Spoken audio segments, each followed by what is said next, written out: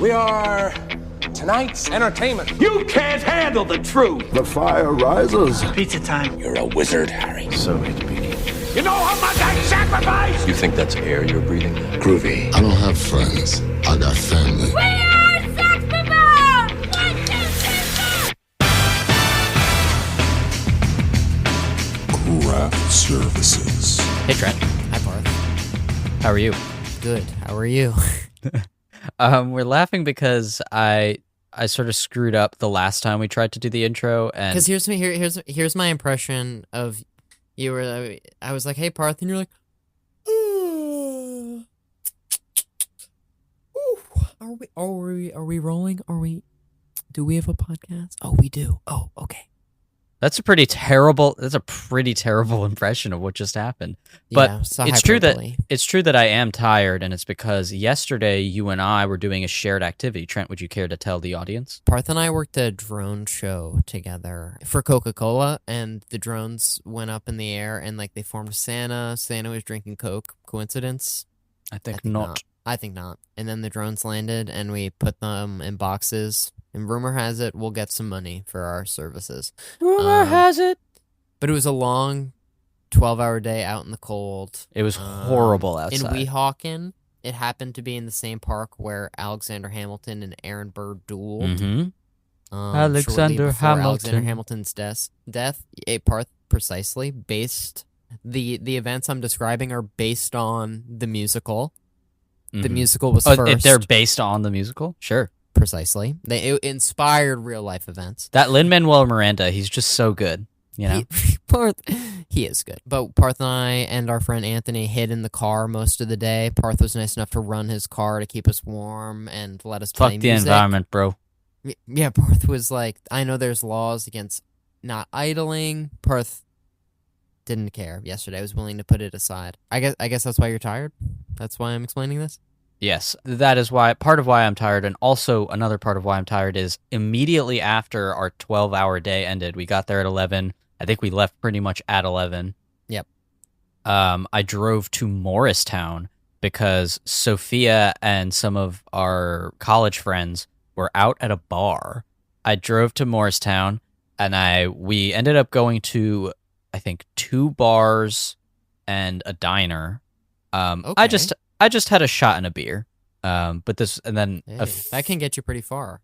I was okay. And then I drove everyone home. And then That's the punchline. then this morning, Sophia's mom was nice enough to get us all bagels, but then that wasn't enough for little old Parth. And I got back to my house. I was actually editing the interview you're about to listen to, and I realized we had some white rice in the fridge, and so I decided to make some stir fry. I see what you're doing here. Yeah, I got some frozen vegetables, heated them up, put an egg, fried it, mixed it all up in a wok, put some sriracha in it, soy sauce, pretty good. Parth, it's like you turned the question of why are you tired into what have you been eating? Shockingly. That's like the sort of expertise, craftsmanship you get after 200 episodes. Am I crazy? Not crazy at all, Trent. What have you been eating? I helped my dad in the yard this morning, and then I just needed to make some food, so I made some mac and cheese and some carrots. And my mom is sick, and we were watching 30 Rock in the basement, and she was like, and I was like, there's no food.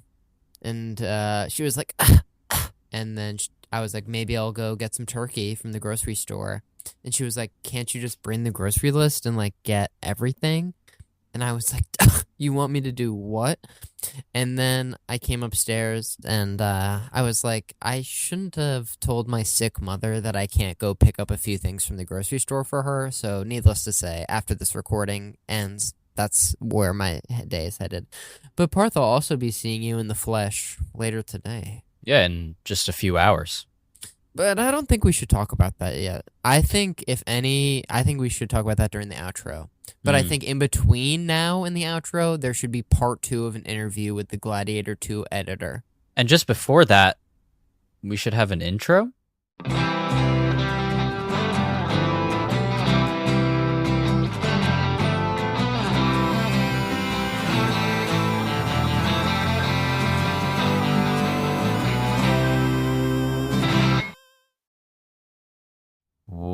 Welcome back to Craft Services, where we talk about the movies. Each week we talk about a film and hopefully have a crew member of that film to talk with us about their experience working on the picture. This week we're continuing our conversation with Ridley Scott's medium to long-time editor, Sam Restivo, who was nice enough, him and his representation were nice enough to set this up. It was awesome. We really appreciated his time, and I think the interview came out pretty good. Yeah, we get into some more nitty-gritty stuff, talk about how they had the runtime, how much longer the assembly cut was. We get into a little bit of Michael Mann talk, too, which is pretty cool at the end. So, yeah, Trent, should we just cue the interview? Yeah, let's...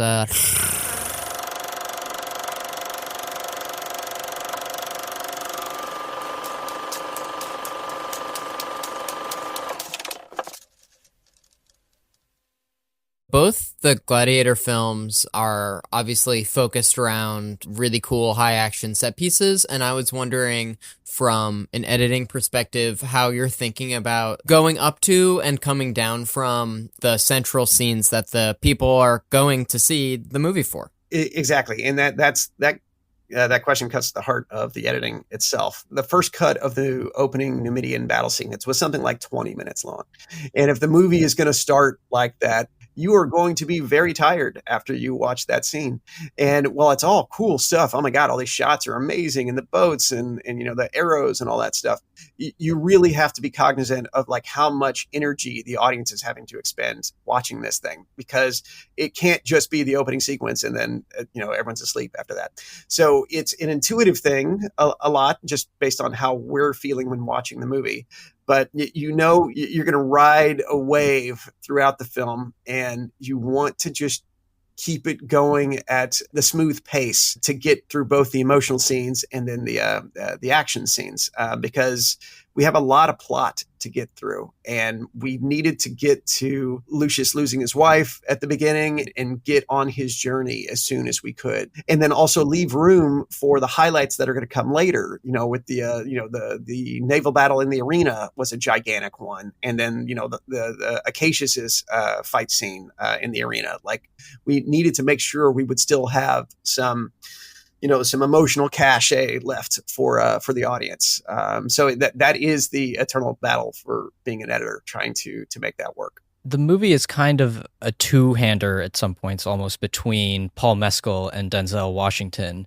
And I was wondering, was there any difficulty in shaping that so that it doesn't tip too far in one direction? Yes, that's a whole another challenge as well, because you want it to be about these two people more than the others. But we have all of these other fabulous characters and fabulous actors, and you want to give them all their moments, but you have to keep the story focused where it needs to be focused. We were always aware of how much time we were being spent apart from Lucius and from Macrinus, so that we could get back to both of them, pretty much an even amount. But then also, like, my goodness, Denzel Washington is so fabulous in this movie, and he's so fun to watch. He's always doing something interesting. That was an easy one for us. And like, it was just a dream to get to work on his footage. And the same with Paul as well, who's such a gifted young actor, that we knew that the two of them, are the emotional heartbeat of the movie. They're back and forth. So that was the challenge, to get it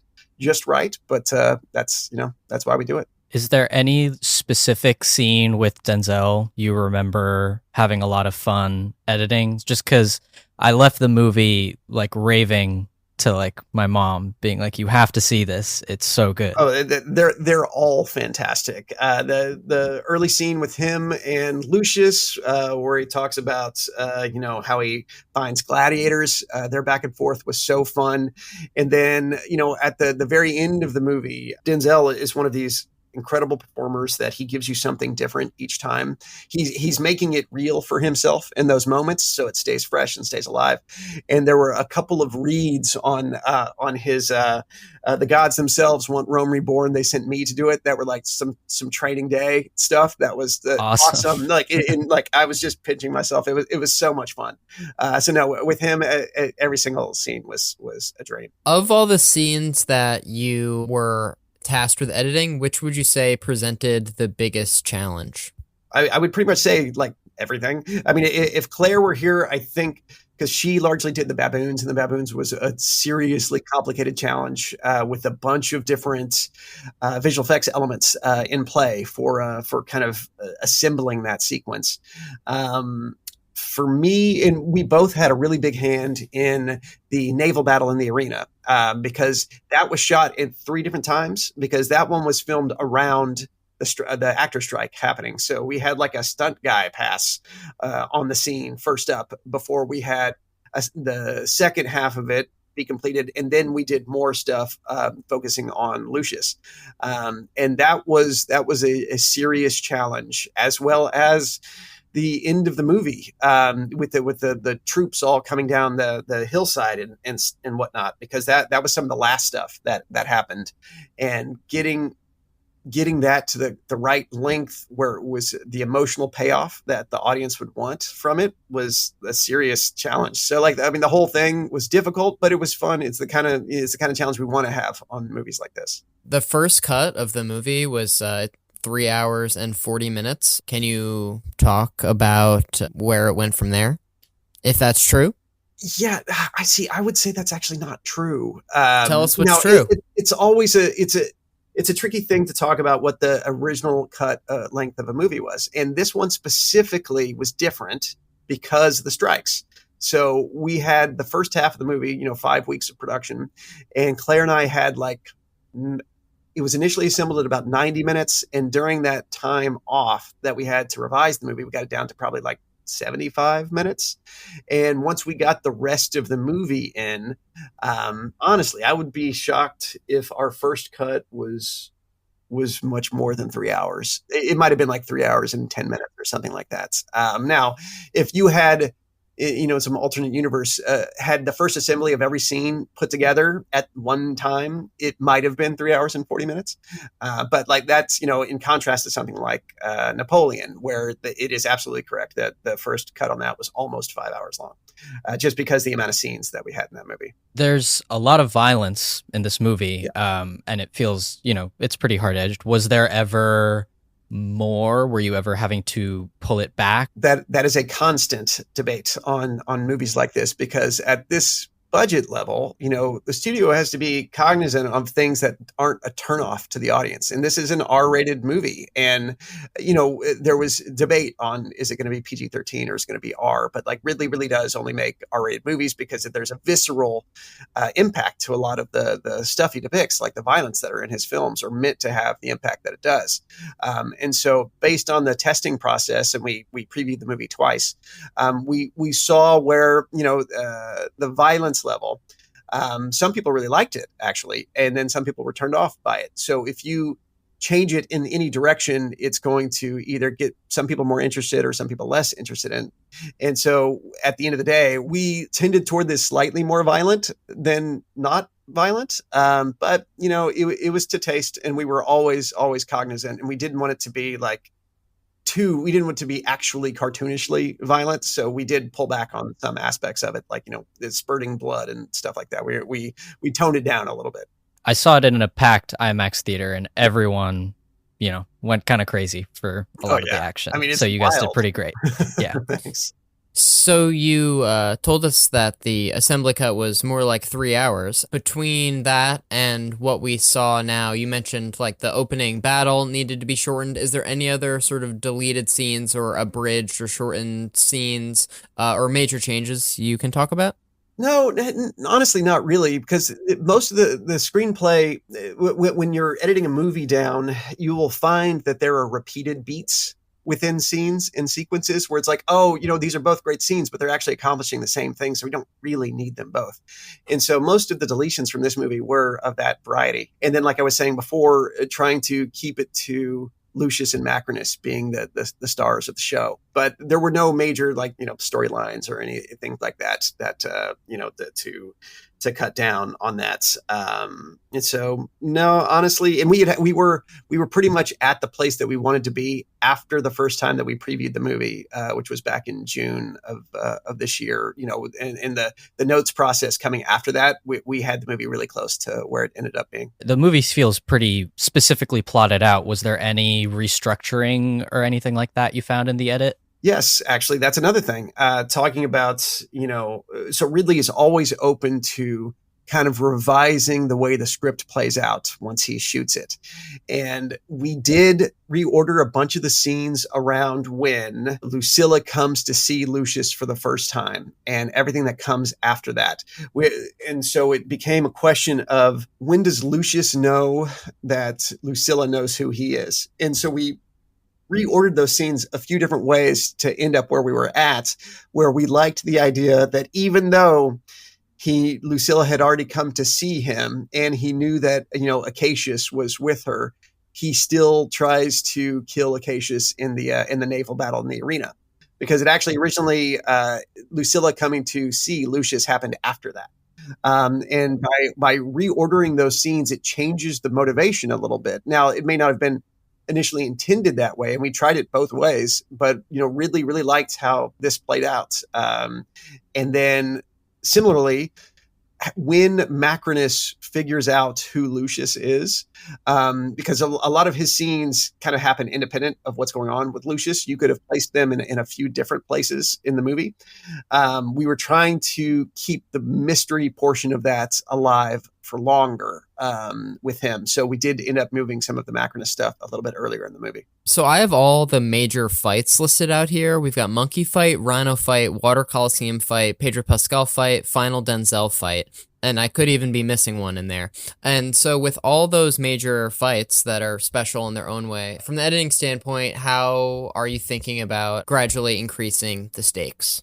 Right. Well, so it's funny because you did miss one. That's actually my favorite one that Claire did. It's during the Threx party, which is yes. Sorry, real pretty. That's one of my favorites too. When he beats up the goth guy, because the stunt work in that is awesome. It's Paul and the guy playing the goth, and he hits him with a potted plant at some point, and it's such an incredible stunt. Claire did such a great job with that. But so to your question about the stakes of it, that became a big thing once, the final battle is two different battles. It's the one that's in the arena and then the one down, their hand-to-hand fight. I mean, those things need to be kind of the biggest. So the way that impacted the earlier ones, the earlier big scenes, is we never wanted any of them to be too long. Because when you're spending too long in a battle sequence, it's exhausting, because at a certain point, it just becomes repetitive action.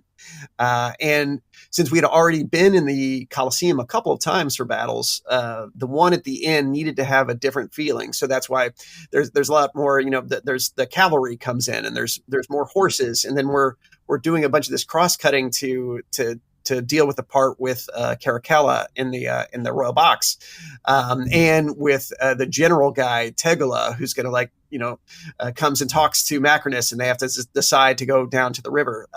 It was definitely a challenge, but we wanted to still hit the apex of the action by the time we get to the end there. And the way the film ends is a pretty direct, the final shot is a pretty direct continuation of the first film. That, I assume, was always how that was planned, or was that no? Wow, no, that's was crazy. That, in fact, was not planned that way. So, in the screenplay, it was going to end in the Coliseum, as it does. But the question was, what's the last shot, right? And it was absolutely Ridley's idea, what in the, editorial process, even past the, the director's cut time. And so, when I say director's cut, when a movie finishes shooting, a director per the DGA has 10 weeks to put his or her cut of the show together, and we refer to that as the director's cut. Even during that time, I don't think we had the hand on the wheat in there. That came later, and Ridley was like, why don't we put that in there? Because there was such a it was a great image of Lucius holding the dirt in his hand, and Claire and I were like, oh wait, we could do a hand to a hand cut, and have it directly linked to the first movie, because that's also the first shot of the first movie, and now it's the last shot of the second movie. But that was not without questions from studio and producers. Is this the right way to end it? Are we leaning too heavily into the first film? For me personally, as a gigantic fan of the first movie, I could not more strongly believe that that's the best last shot for the film, the hand on the wheat. Yeah, I'm kind of in shock that was not always sort of the plan. It feels like it's all driving towards that moment. Exactly. Yeah, but that's the editorial process. We figure it out, and then like the best idea does come out sometimes. Beginning to close up, do you have any other projects slated coming up that you're working on or to be working on in the near future? Well, so again, I am super privileged to get to work on Ridley Scott films, and so since they seem to still like me, we have the next project now with Ridley. He's got a lot of different projects that are going at any one time, and the joke I always say is it's kind of like the bat phone ringing, where it's like, okay, yeah, well, you just tell me when and where, and we'll be there. So yes. Whatever the next show is, Claire and I will be there on that. But for the time being, no, we're just enjoying being back, home at my house in Los Angeles. Because, by the way, these jobs, again, it's a privileged place to be. But that was almost a year and a half, throughout Europe before getting to finally come home. So it's crazy. Maybe he's the prestige director who releases most consistently at this point in his life. So, like, what a treat to be attached to. It is. I mean, he loves the work. He loves making movies, and he's a very interested person. Like, he watches lots of movies, and like a lot of the things he is working on is often a reaction to things that are happening elsewhere. Like, he's constantly chasing the thing that's most fascinating to him in the given moment. Before we close out completely, I just want to bring up working on Collateral again, just because I love that movie. If you have, you brought up the story, if you going through the queue, if you have any other Michael Mann or otherwise stories, and if there's any chance you met Tom Cruise or anything, because I did. That was just such a crazy job to get to have when you're 23 years old. And again, I didn't know anything about anything. So, yes, Tom Cruise came to the office multiple times during post, and he like remembered my name for a time, which is like bananas. But I don't know. So yes, it was very hard to work on that movie because the hours were crazy. We'd work like 3 weeks straight, and they would be the 17, 18-hour days.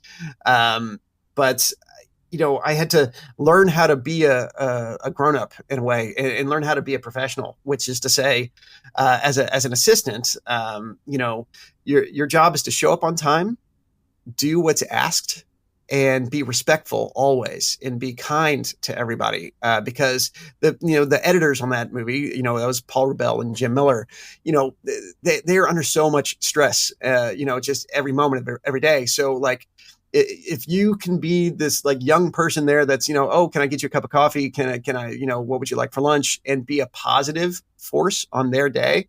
They remember those things, even if you're not contributing, creatively.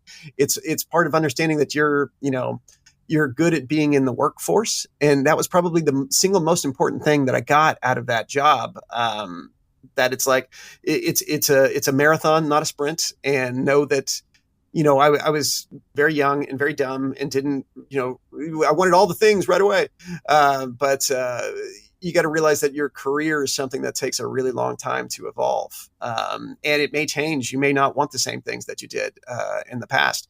And so working on Collateral and seeing the way that these professionals worked and went about their way on, such a high profile project was very illuminating. And then surviving that job turned into working with Michael Bay on The Island, and then surviving that, I ended up back with Michael Mann on Miami Vice, and just like, learning more and more each time, and just becoming better at, both being an editor, but better at, just being a professional trying to work in Hollywood. Parth, is it time for the Big Kahuna? think it might be. Okay, the Big Kahuna wave is crashing. And what was the last great film you watched? And the only criteria is that it can't just be good; it has to be great. Right. So I'm an obsessed movie person, so I watch everything all the time. And recently, like a month ago or so, I saw The Substance in theaters, and The Substance was nuts. That my wife and I were just like rolling in the aisles laughing. It was such an incredible both satire and just brilliantly layered movie with a great lead performance, two great lead performances, and incredible makeup work. Oh my God. Yeah. That was a genuine blast. That's probably my favorite time in the movie this year. Yeah, we were fortunate enough to interview the cinematographer for The Substance. And I was just about to add, it's you could see Parth and I's reaction at you naming a movie not only we've seen and liked, but did on the show. But it's about half the time the movie the person says is something we've never heard of, like from 1949, and we're just like, cool. We'll have to check that out. That sounds cool. What I would say to that, fair point. Spending this much time away from home, one of the things that I was doing is I signed up with Criterion Channel, because there are plenty of, like, I've seen lots of movies, but there are still plenty of classic films that I haven't seen. And so I would spend my time, after work, if my wife wasn't with me, I was just watching Criterion movies from 1949 and stuff. I watched a bunch of Ingmar Bergman movies and Fellini movies that I had never seen before, that there's still value to that, but that's what makes, also for me, watching a new movie in theaters that blows you away because you didn't know what to expect, so much more entertaining and fun. And that's what we have with Substance. Well, that was awesome. Trent, can you close us out? That was awesome. Yeah. Thanks so much to Sam Restivo. He's worked on such films as Night Shift, Napoleon, and our film for today, Gladiator II. Thanks so much for your time. We really appreciate you coming on. Thanks, guys. It was a pleasure meeting you.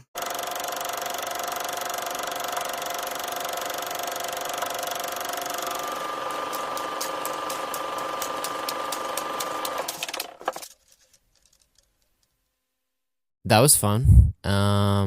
Thank you, Sam Restivo, and your representation for setting this up and giving us your time. And we really appreciate you coming on the show and being a great guest. Yeah, he was super, super cool.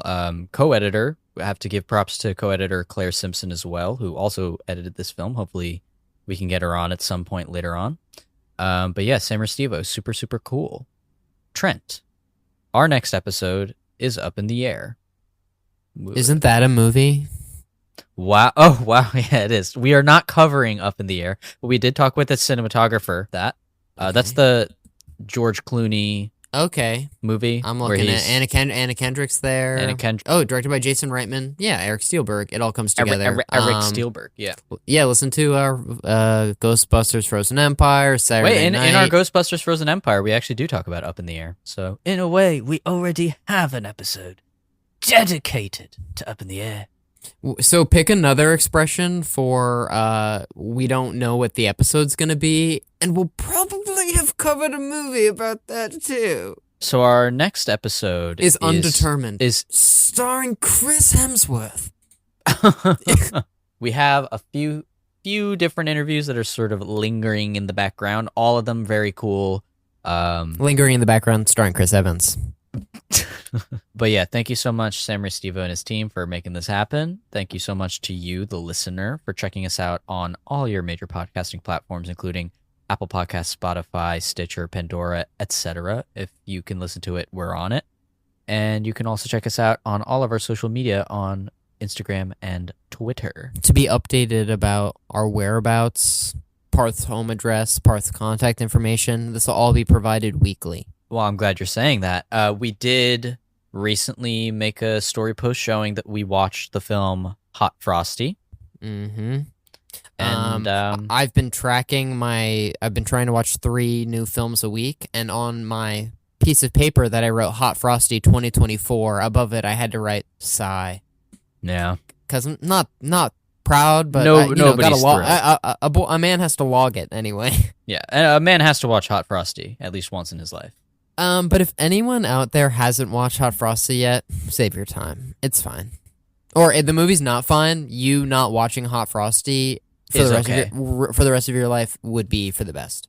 Yes. But yeah, thank you so much, guys. We'll see you next week. Bye bye. Watch Hot Frosty.